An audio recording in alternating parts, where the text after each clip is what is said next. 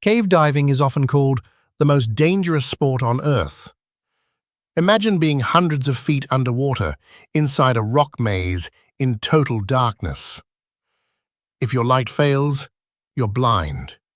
If you kick up dust, you're blind.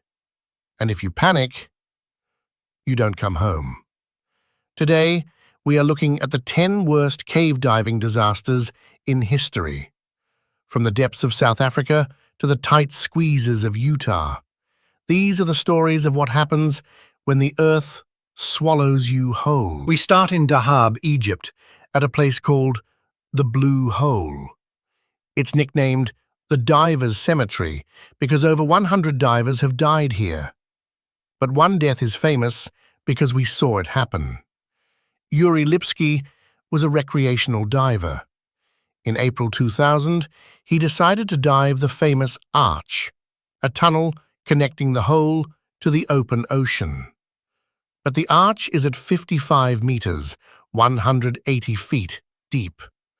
Yuri only had a single tank of air. We know what happened because Yuri's helmet camera filmed the whole thing. He began to sink uncontrollably. He was suffering from nitrogen narcosis, a condition where deep pressure makes you feel drunk and confused. In the footage, Yuri hits the bottom at 91 meters. He isn't swimming, he's flailing. He tries to fill his buoyancy vest, but at this depth, the air is too compressed to lift him. He removes his regulator, his breathing piece. Panic sets in, and the screen goes black. It is a terrifying reminder that gravity works differently underwater. Usually when a cave diver dies, we find the body. But at Vortex Spring in Florida, Ben McDaniel simply vanished. In August 2010, Ben was seen entering the cave. He squeezed through a narrow gate, so tight you have to take your tanks off to fit, and swam into the deep cave. He never came out. Expert recovery divers searched every inch of the cave. They found his decompression tanks left at the entrance, but Ben was gone. Some believe he drowned in a tiny crevice where no one can look. Others believe he faked his own death and escaped on land. To this day, the cave at Vortex Spring is considered Ben's tomb.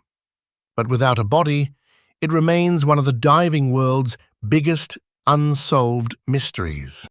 The Shaft Disaster. In 1973, in Australia, there was a sinkhole called the Shaft. It's a tiny hole in a field that opens up into a massive, pitch-black underwater cathedral. A group of 8 divers went in. 4 of them decided to push deeper than planned. But the shaft is deceptive. Without walls to look at, you lose your sense of depth. The 4 divers dropped to over 200 feet. Nitrogen narcosis hit them hard. They ran low on air. In their confusion, they couldn't find the tiny beam of light that led to the exit. They died in the dark, just beneath the field. Their bodies were recovered months later, huddled together. It changed Australian diving laws forever.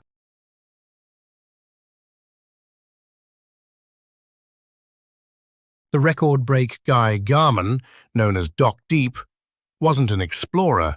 He was a doctor who wanted to break a world record. He wanted to dive to 1,200 feet, 365 meters, on scuba gear. Real experts warned him, "You are not ready." Technical diving at that depth requires years of build-up. On the day of the dive in St. Croix, Guy descended past his support team. He gave the OK sign and dropped into the deep blue. He was supposed to come back up in 38 minutes. The support team checking their watches. The time ticks past. 40 minutes. 50 minutes. He never returned. His body was recovered days later, attached to the bottom of the line. Analysis showed he likely died minutes after passing the support team. It was a tragic case of ego outweighing experience. The Thai cave rescue. Not all worst deaths are accidents. Some are sacrifices. In 2018, the world watched as a Thai soccer team was trapped in a flooded cave. Saman Kunan, a former Navy SEAL, volunteered to deliver oxygen tanks to the boys. The current was strong, and the visibility was zero. On his way back out, after delivering air to the kids, Saman ran out of air himself. He lost consciousness in the water. He was the only person to die in the rescue operation. His death highlighted just how dangerous that cave was, but his sacrifice helped save all 12 boys and their coach. The Tank Cave Tragedy. Agnes Milovka. Agnes Milovka was a star in the diving world. She was a stunt diver for movies like Sanctum. She was tough and experienced. But caves don't care who you are. In 2011, she was exploring Tank Cave in Australia. She pushed into a tight restriction to survey it, but as she turned to leave, her fins kicked up silt, fine dust on the floor. In seconds, the crystal-clear water turned to chocolate milk. She couldn't see the exit. She couldn't see her hand in front of her face. She was trapped in rock, blind, and alone. When they found her, she was calm. She hadn't panicked. She had simply waited until her air ran out. Even the best can get lost in the dust. 4. The Plura Cave Disaster. This story is so intense it became a documentary. In 2014, 5 Finnish divers attempted a massive traverse of the Plura Cave in Norway. It was deep, cold, and under ice. Deep in the cave, one diver got stuck in a restriction. He panicked. In his struggle, he died, blocking the tunnel. The diver behind him couldn't get past. He also died. The 3 survivors had to swim back, leaving their friends behind. They spent hours underwater decompressing, knowing their friends were dead a few meters away. But the story didn't end. Authorities closed the cave, saying it was too dangerous to recover the bodies. The survivors didn't accept that. They returned illegally, in secret, and pulled off a miracle mission to bring their friends' bodies home. Dave Shaw's final dive. Now we enter the ultra-deep. Dave Shaw was a pilot and an extreme diver. He found the body of Dion Dreyer, a diver who had been lost for 10 years at the bottom of Bushman's Hole, 270 meters down. Dave wanted to bring Dion home to his parents. He planned the dive perfectly. He reached the bottom, found the skeleton, and tried to put it in a body bag. But at that depth, everything is harder. The body didn't fit easily. The line gets tangled. Dave started breathing heavy. The effort caused a CO2 buildup in his lungs. Dave passed out from the exertion and died next to the body he was trying to save. Days later, as the team was pulling up the lines, something miraculous happened. His body floated to the surface, and he was dragging Dion's skeleton with him. He completed his mission in death. The Mossdale Caverns. The flooding.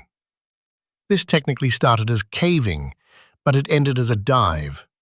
In 1967, 6 young friends entered Mossdale Caverns in the UK.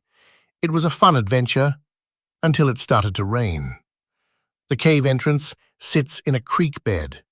When the rain hit, the creek became a river.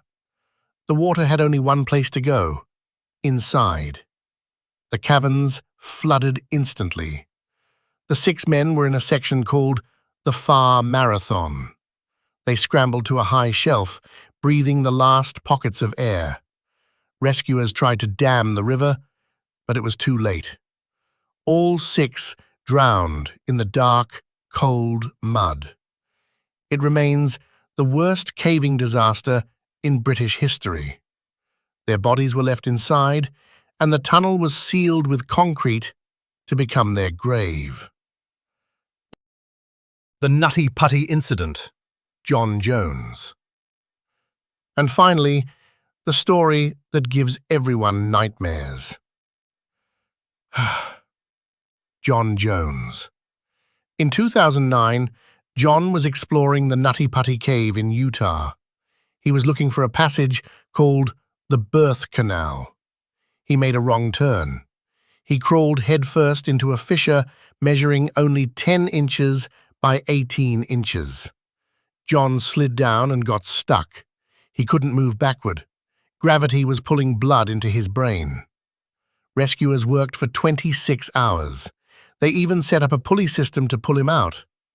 They moved him a few feet, but then a stone arch shattered. The pulley failed. John fell right back into the hole. John Jones died upside down in that hole.